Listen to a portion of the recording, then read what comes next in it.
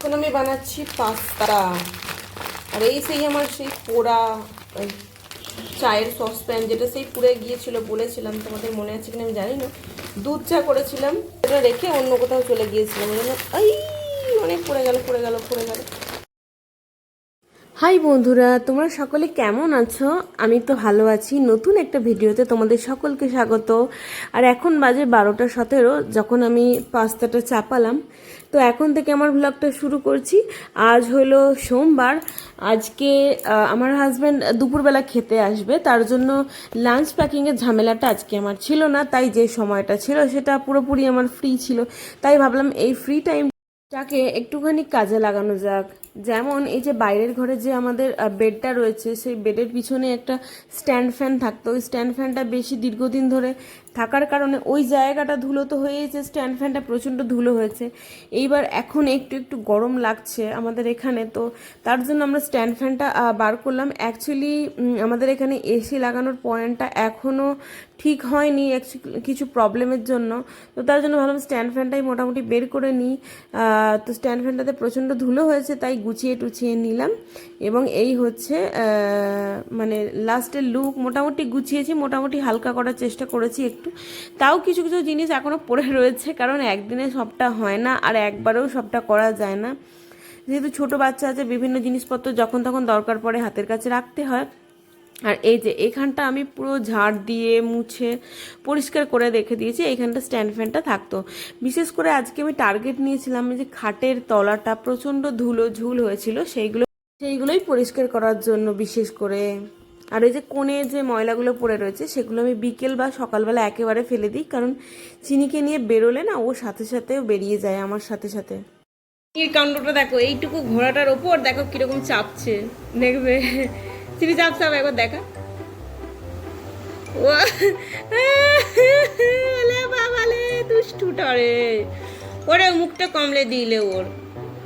হ্যাঁ ও বাবা, ঘোড়াটাকে চালাচ্ছে দেখো, কি দুষ্টু দুষ্টু। আয় একটা হামি দে তো, আয় আয় আয় আয় আয় একটা হামি দে। রান্না করেছি, মাছগুলো উপরে রেখেছি তাই মানে দেখানোর জন্য আর কি। যাই হোক, বাঁধাকপি ঘন্ট, দুটো মাছ, আর এই যে চিচিঙ্গা ভাজা। চিনি কেন কাঁদছে বলো তো? কারণ ও ঝুড়ি ভাজা খাবে। কাজ করতে করতে না মানে নিজের খাওয়াটাকে খুবই বার্ডেন বলে মনে হয়। তো সেই সকালবেলা একটু চা খেয়েছিলাম। তো তারপরে এই যে 12:17 তখন দেখলে পাস্তা সিদ্ধ হচ্ছে। তো এই যে এখন পাস্তাটা আমি রান্না করছি, ওদিকে আমার চিনিরও প্রচণ্ড খিদে পেয়ে গিয়েছে, তাই ঝটপট আমি বানাচ্ছি যতটা তাড়াতাড়ি সম্ভব। এই যে আমার পাস্তা রেডি। চিনি খিদে পেয়ে গেছে, কাঁদছে গো। এসো এসো এসো। যে ভাত খেতে বসেছি, যে ডাল সিদ্ধ, তেল নুন, আর এই যে লঙ্কা, আর এই যে মাছের তরকারিটা, আর এই ভাজাটা পাশেই নিয়ে নিয়েছি। চলো খেয়ে নিই। Hi everyone, good afternoon. এখন বাজে 3:42। এখন থেকে আমি আজকের ব্লগটা শুরু করলাম। একটু অন্যরকম হলো। সকাল দিকে একটু কাজ গোছাচ্ছিলাম, তোমরা তো দেখলে। তো এর জন্য আমার আর সত্যি বলতে ক্যামেরার সামনে আসার মতন পরিস্থিতি ছিল না। হ্যাঁ, মানে ধুলো টুলো মেখে, নোংরা মেখে খারাপ হয়ে গেছিলো জামা কাপড়, তাই আমি আর আসিনি। তো এখন থেকে ক্যামেরার সামনাসামনি আমি ব্লগটা শুরু করলাম। তো এখন থেকে আমার ভিডিওটা দেখতে থাকো। আর এই যে বাজার থেকে কিনে এনেছিলাম জাম, কালকে তো আমি খেয়েছি, আরও কিছুটা ছিল। এবার এটাকে আমি মাখাবো। নুন নিলাম, আর এই হলো কাঁচা লঙ্কা, এটা দিয়ে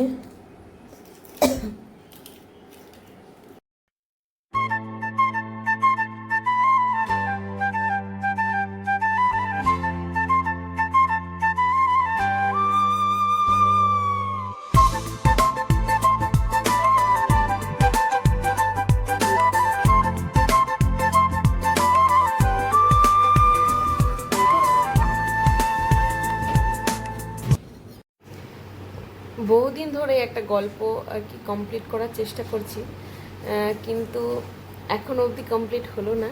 তো এখন একটু লিখতে বসবো, তারপর আবার ভাবছি পনির পকোড়া বানাবো। তো চলো কতটা কি এগোনো যায় দেখি। Hi everyone, good afternoon. তিনি ঘুম থেকে উঠে কান্না করছে। কাঁদছো কেন মা?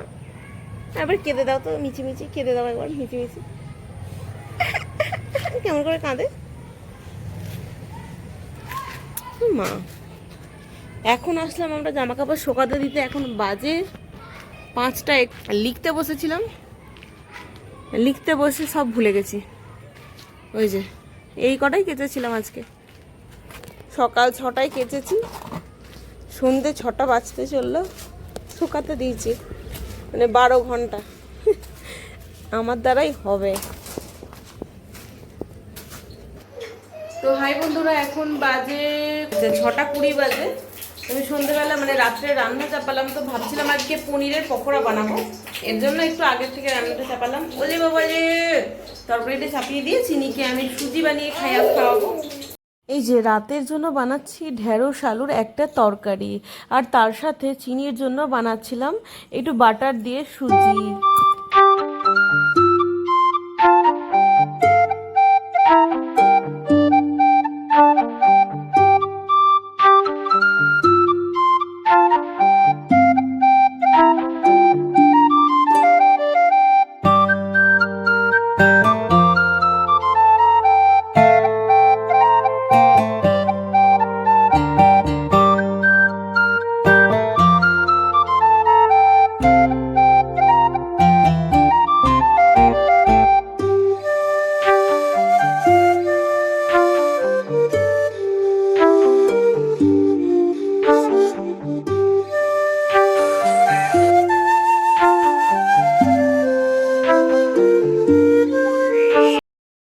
তোমাদের একটা মজার গল্প বলি, শোনো।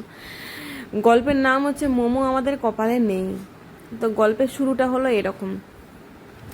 আগের রবিবার যে মোমো কিনে এনে বাড়িতে খেলাম, তো মোমোটা খেতে অতটা ভালো টেস্ট ছিল না, মানে মোটামুটি ছিল খাবার মতন। তো আমি আমার হাজব্যান্ডকে বললাম যে ঠিক আছে তাহলে বাড়িতে বানাবো। আমার হাজব্যান্ড বললো কেন নয়, বাড়িতে বানানো খাবার তো ভালো জিনিস। তো সেই অনুযায়ী কথা, তো আজকেই ভাবছিলাম মানে যে সোমবার, রবিবার দিন আমার বানানো হয়নি কিছু কাজের জন্য, তো সোমবার দিন ভাবলাম রাতে একটু মোমো বানাবো।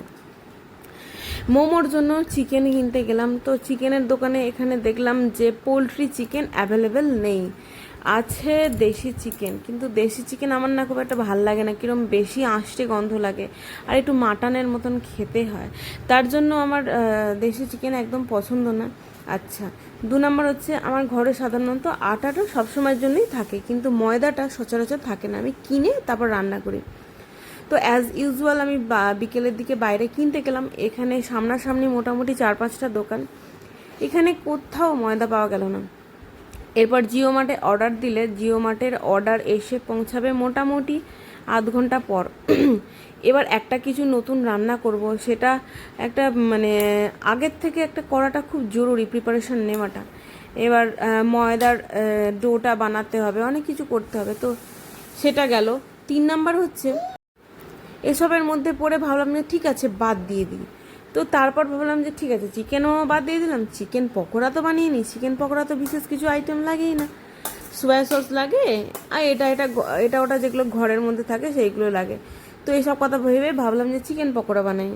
তো চিকেন পকোড়ার জন্য তো চিকেনটা লাগবে। তো আমার হাজব্যান্ডকে জিজ্ঞাসা করলাম, আমার হাজব্যান্ড বললো যে রাত্রিবেলা, গরমের মধ্যে রাত্রিবেলা চিকেন পকোড়াটা খাওয়াটা কি ঠিক হবে? তো আমি ভাবলাম যে ঠিক আছে চিকেন পকোড়াটাও বাদ। তো এত কিছু ভালো খাবারের লোভ দেখানোর পরে যদি শুধু ডাল ভাত খেতে দিই কিরকম লাগে, এই জন্য লাস্ট অব্দি পনির পকোড়া বানালাম। বন্ধুরা, আমার এই পকোড়া ভাজা তো দেখতে তো বিশাল পারফেক্ট হয়েছে, এবং মানে এত অব্দি যতটা করেছি মানে পুরোপুরি পারফেক্ট হয়েছে। জানি না টেস্টটা কেমন হবে, তবে খারাপ হওয়ার কথা নয়, কারণ ধনে পাতার চাটনিটা বিশাল খেতে হয়েছে। আমি আমার হাজব্যান্ডকে টেস্ট করিয়েছি মানে আসার পর, শুধু আর কি। আর আলুটাও বলেছে বিশাল খেতে হয়েছে, তাহলে কেন ভালো হবে না? আমার প্রশ্ন রইল, কেন ভালো হবে না? নিশ্চয়ই ভালো হবে। মানে প্রচন্ড ভয়ে ভয়ে করেছি আর কি, হ্যাঁ মানে সাকসেসফুল কতটা হবো সেই নিয়ে খুবই চিন্তিত ছিলাম। আর রেসিপিটা পুরোপুরি আমি নিজের আইডিয়া থেকে করেছি, পুরোপুরি। আমি একবার খেয়েছিলাম পনির পাসিন্দার মধ্যে ভিতরে কিছু একটা থাকে, আমার খেয়াল নেই, আমি অনেক বছর আগে খেয়েছি। তো পুরোপুরি নিজের কনসেপ্টে মানে আলুটা বানিয়েছি, সুন্দর স্মেল আছে, আর ধনেপাতার চাটনিটা তো স্মেল তো আছেই, প্লাস ঝাল ঝাল। ভেবেছিলাম লেবু দেবো, লেবুটা দিতে ভুলে গেছি। জানি না লেবু দিলে ভালো হতো কিনা। তো যাই হোক, যেটা হয়েছে সেটাই টেস্ট করা যাক এখন। আর চলো দেখিয়ে দিই আর কি কি রান্না করেছি আজকে। এই যে মুসুর ডাল করেছি। আর এখানে কিছু এগুলো এই 3-4টে ভাজা হবে। আর এটা একটু ডাল দিয়ে খাওয়া হবে, আর এটা একটু রয়ে গেছে, এটাও ডাল দিয়ে একটু খাওয়া হবে। আর এই হলো ঢেঁড়সের তরকারি। তো আমি এই পনির পকোড়াটা বানানোর জন্য পেঁয়াজ, রসুন, আদা, তারপর জিরে, হলুদ, তারপর ধনে এসব ভালো করে কষিয়ে আলু সেদ্ধটা ভালো করে মেখেছিলাম। ওদিকে ধনেপাতার চাটনি বানিয়েছিলাম। পনিরের একটা টুকরোর মধ্যে ধনেপাতার চাটনি দিয়েছি, আর একটা টুকরোর মধ্যে ওই আলুর পুরটা দিয়ে বেসনের ব্যাটারে ডুবিয়ে তেলে ভেজেছি। তো আমার হাজব্যান্ডকে জিজ্ঞাসা করলাম কেমন হয়েছে। প্রথমে বললো ভালো। আমি বললাম যে আচ্ছা, good, average or very good, এর মধ্যে কোনটা হয়েছে? এর মধ্যে একটাও চুজ করলো না। চুজ করলো কি দারুণ হয়েছে। আমি বললাম যে আচ্ছা ঠিক আছে বাবা, দারুণের থেকে বড় কথা আর কিছু হতে পারে না। তো যাই হোক, এরপরে এই যে আমি খাওয়া দাওয়া করে নিচ্ছি। আমারও বেশ ভালোই লাগলো খাবারটা। তো ওদিকে আন্টিকেও দুটো দিয়েছিলাম, তো উনিও বলেছেন ভালো হয়েছে। মাইসিটা একবার দেখো, 4-5টা বালিশ রেখে তার উপরে এইভাবে শুয়ে আছে, কি দুষ্টুমি করছে। দেখো দেখো, ওই দেখো ওই দেখো, ওই দাঁড়া তো, ওই লেগে যাবে বাবা, লেগে যাবে লেগে যাবে লেগে যাবে। ঠিক আছে, ধরবো না, আমি ধরবো না। হাই এভরিওয়ান, গুড মর্নিং, নুন। এখন বাজে 2:25। আজকে আমি এই ক্যামেরার সামনে আসলাম বিভিন্ন কাজের মধ্যে না। সকাল থেকে আমার ব্লগ বানানো হয়নি, তো ভাবছি গতকালকের ভিডিওটা আর আজকের ভিডিওটা অ্যাটাচ করে দেব। আর আজকে কোনো ভিডিও মানে পোস্ট করা হলো না। তো যাই হোক, আজকে হচ্ছে মঙ্গলচণ্ডীর ব্রত, তাই ব্রত তো রয়েছে, উপোস আছি। আর ভাত তো আমি খাবো না, তো চিড়ে মুরগি খাবো। আর ওদের জন্য রান্না করেছি বিউলির ডাল, আলু সিদ্ধ মাখা, আলু পোস্ত, মানে ঝিঙে আলু পোস্ত, এসবই রান্না করেছি। চিনির খাওয়া হয়ে গেছে, এবার ঘুম পাড়াবো। আর আমার এমনি চিড়ে মুরগি তো খেতে হবে, আজকে চিড়ে মুরগি খেতে হয়। কিন্তু চিড়ে মুরগি খেয়ে তো আর পেট ভরবে না। সেই সকালবেলা আমি একটু হরলিক্স খেয়েছি, মাঝে অল্প কটা মুড়ি খেয়েছিলাম। তো দুপুরবেলা ভাবছি একটু পাস্তা রান্না করব উইদাউট মশলা, কারণ মশলাতে তো পেঁয়াজের গুঁড়ো থাকে। তো যাই হোক, সবজি দিয়ে মানে আলু গাজর এসব ভেজে পাস্তাটা বানাবো। তো চলো দেখতে থাকো। তো আমার যেহেতু আজকে বার আছে, তো চিড়ে মুরগি তো খাবোই, তার সাথে সাথে এই যে আমি একটুখানি পাস্তা বানিয়ে নিচ্ছি। যেহেতু পাস্তা মশলাতে পেঁয়াজের পাউডার, রসুনের পাউডার থাকে, তাই ওইগুলো দিচ্ছি না। তাই ভাবলাম একটুখানি পনির তো ছিল, তাই পনিরগুলো অল্প টুকরো টুকরো করে এই পাস্তার মধ্যে দেব। আর রেগুলার যে ঘরের মশলা সেগুলো দিয়ে আমি পাস্তাটা বানাবো। তো বানিয়ে নিলাম, তারপরে চিড়ে মাখা, এটা দিয়েই আজকে আমি লাঞ্চ করেছিলাম। তো রাতে কি করব এখন ঠিকঠাক নেই। আর ব্লগটা আমি দুপুরেই এন্ড করে দেব, কারণ অনেকটা বড় হয়ে যাচ্ছে। বড় হয়ে গেলে অসুবিধা আছে আপডেট।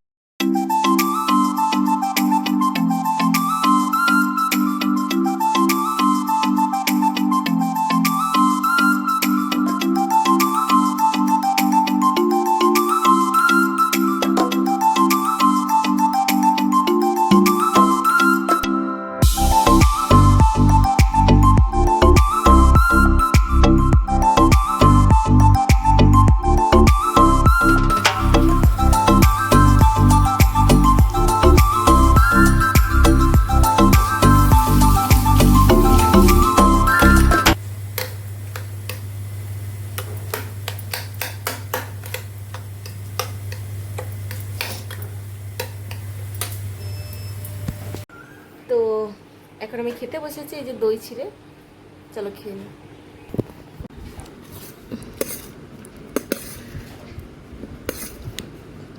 এই হলো আমার পাস্তা, এই যে পনির।